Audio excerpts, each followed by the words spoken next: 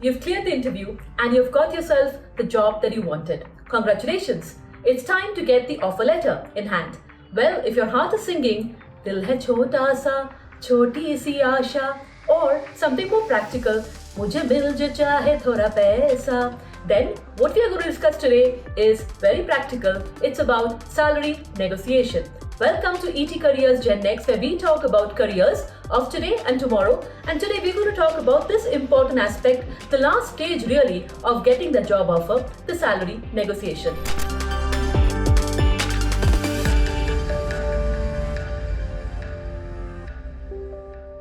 Now, why are we talking about this? Well, interestingly, what we found is that over 50% of people actually hesitate to take the step, hesitate to actually talk about salary negotiations, negotiate on the salary terms before accepting a job offer. It could, kind of range from various reasons, but that's the fact.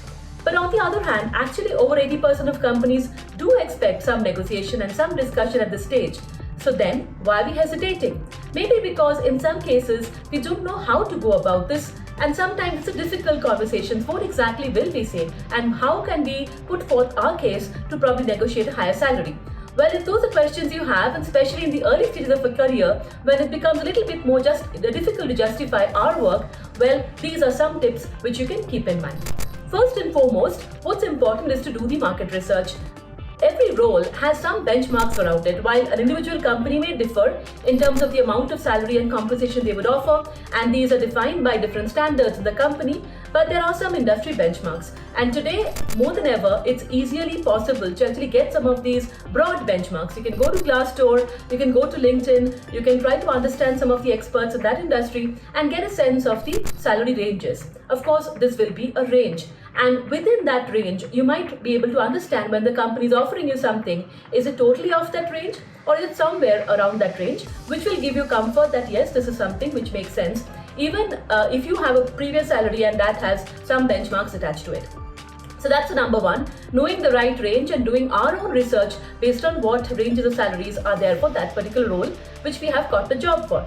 Now, number two, and this is very important, is once we know this, we should also have a range in terms of what we would get in our minds. So suppose our salary, previous salary is X, or we're expecting X, then it's good to have a range of X plus minus 5 or 10, because then when we start discussions, we'll be able to arrive at a reasonable number. If we are very fixed in our minds that we used to get X, we now need to get X plus 10% or X plus 15% or X plus 5%, or I know my colleague or somebody else got X, so I deserve X.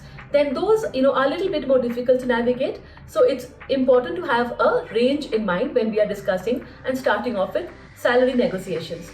Now third, and this is very important, we need to be able to defend our ask. So they will ask us, why do you expect this? So of course, you've gone through the interview and they do know that you are capable, have the skills required for the job, and therefore there's no need to shy away from actually reiterating that again. I do feel I can add value because I do feel I'll be a good fit for this role because, and we may have done certain work, we may have certain skills, we may have done certain projects or worked on certain things, learned certain things which will help in the role. And of course, the company and you are at both that time deciding that this is the best way forward. So it's important to kind of state those facts, but with humility, of course.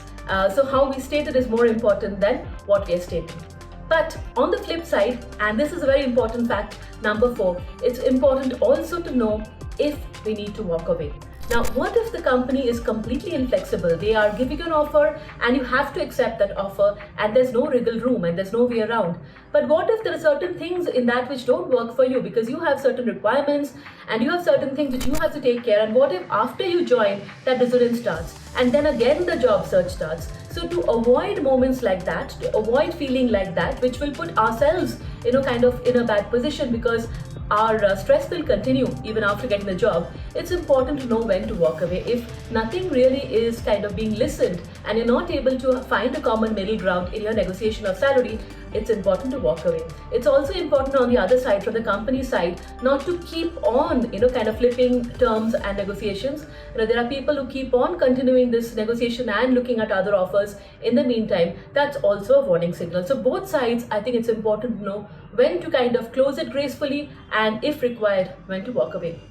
And finally, very important, it's not just about the salary in terms of quantitative terms, the number X.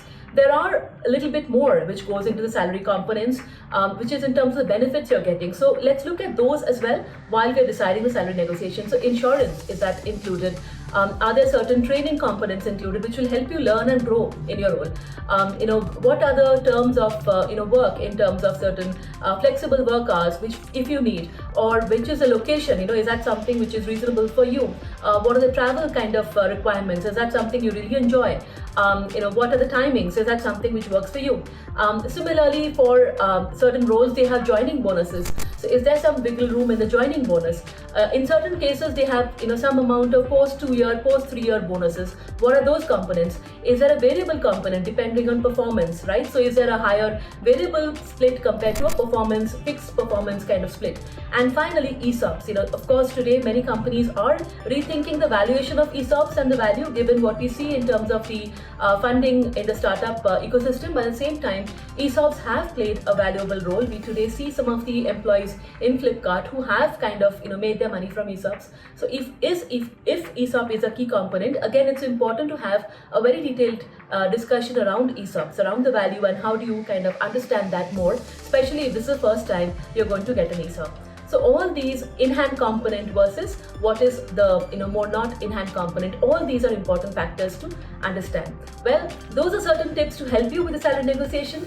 And as you're looking for a job and joining the right jobs, hope you're also able to do that at the right salaries, both from your side and from the company side. That's it from us at Careers GenNext today. We'll be back soon with the next video on careers. Let us know what you would like to hear from us. Thank you so much.